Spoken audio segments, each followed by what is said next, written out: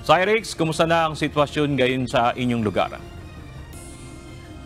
Yes, Bernard, kasalukuyang maaraw dito, partikular sa Tacloban City, at ilang mga pakalat-kalat o light to heavy rain sa ibang probinsya dito sa Eastern Visayas.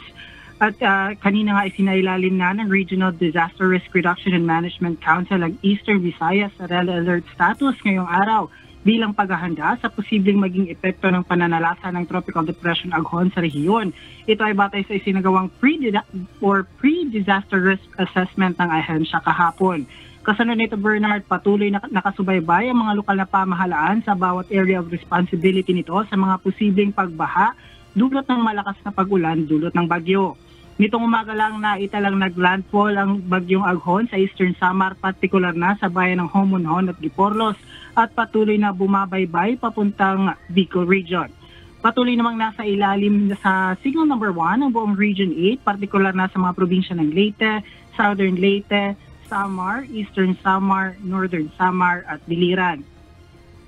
Kanselado naman ang mga biyahe sa mga seaports sa mga probinsyang nakailalim sa signal number 1 kung saan stranded ang nasa 1,820 na mga pasahero at nasa 396 na mga sasakyan.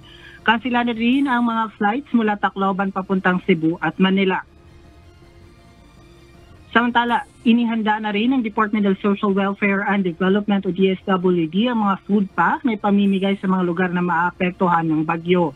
Patuloy namang pinaalalahanan ng RDRRMC ang mga lokal na pamahalaan at ang local DRM sa close monitoring sa bawat areas of responsibility ito sa posibleng epekto ng pananalasa ng bagyong Aghon. At yan muna ang latest mula dito. Balik sa iyo, Bernard. Maraming salamat, Cyrix Rimanes live mula sa Tacloban City.